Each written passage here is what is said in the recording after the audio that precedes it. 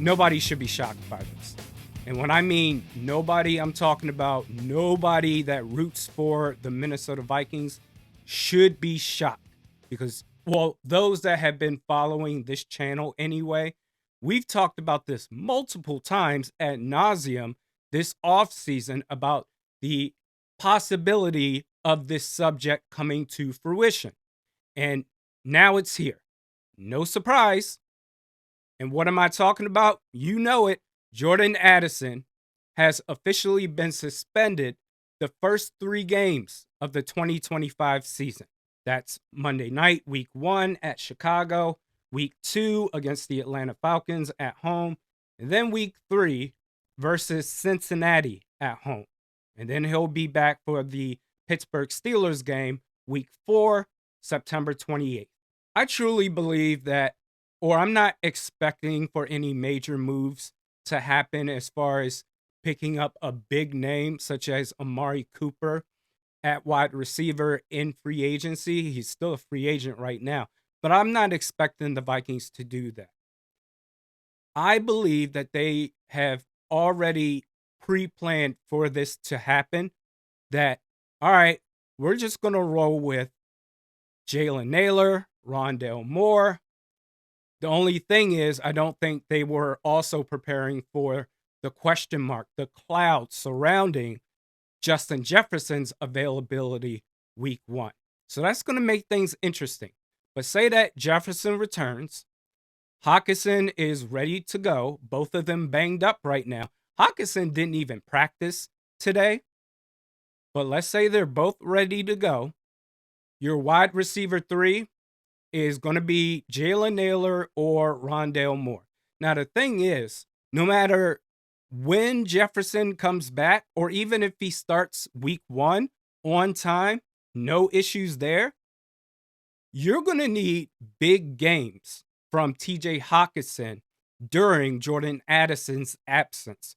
Because without Jordan Addison, Justin Jefferson is going to face everything, all the bracket coverages you can think of, to where somebody is going to have to step up and make a play. And that is, for me, Hawk in the passing game. Now, let's look at it from the reverse angle.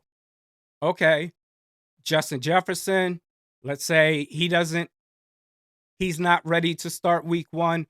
And let's also say that TJ Hockenson, after all, he's banged up too, didn't practice today at all. Let's say neither one of those guys are available. Then you're going to have to go to Jim Harbaugh football. JJ McCarthy at Michigan. As in, you're going to need your run game. You're going to need big games from Aaron Jones and Jordan Mason. And that is a hell of a 1-2 punch on the ground. And then just do the best you can with your receiving weapons. Josh Oliver, he'll step up in the event that Hawk isn't able to start the year. Jalen Naylor at wide receiver 1, I suppose. And then Rondale Moore, maybe Ty Felton. And then you're going to need your defense to go all out. Now, with that said, my prediction before all of this happened, even though I had in my head that Jordan Addison was going to get suspended to start the year, I predicted the Vikings would go 11-6 and that they will go 2-1 in their first 3 games. So that's Chicago, Atlanta, and Cincy, the games that Addison will miss. I'm still going to say that they're going to be 2-1 after the first 3 games. They'll beat Chicago. Chicago's a mess right now, where Caleb Williams, and I know it's practice and you shouldn't really go overboard no matter which direction you want to go, as far as, oh, this looks good or great, or, oh, this looks bad, this looks terrible. But right now they're a mess. And Caleb Williams, apparently it sounds like there's a bit of a divide there, maybe between the head coach already and his second-year quarterback. But I expect the Vikings to beat Chicago, even at Soldier Field, Monday Night Football versus the Atlanta Falcons. The only team that I actually fear in the NFC South are the Tampa Bay Buccaneers. So I think the Vikings, they'll get the win against the Falcons. And I said they would lose to the Bengals. That was going to be a tough game regardless. Now you take out Jordan Addison. I mean, that game is a wrap for me. But I still got the team still going 2-1 through their first 3 games, which means I'm going to stick with my prediction 11-6. And also, that defense is going to have to be lights out.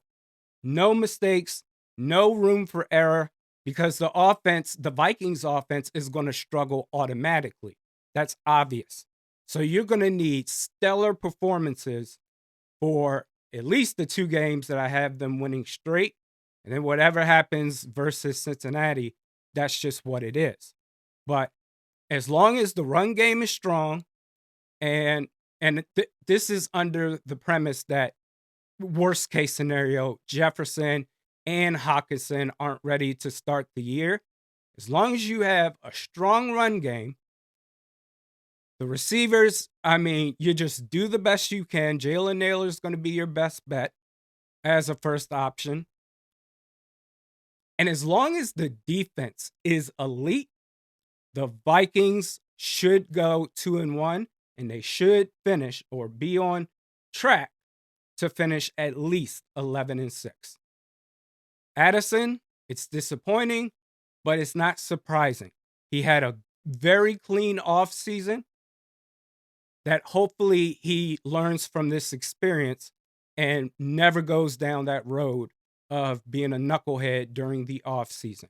Represent your team at all times. But the Vikings, I think they'll be fine. Just closer games versus the Bears and the Falcons than I expected with this loss. But I still expect the Vikings to win the first 2 games of the season. They're going to be okay.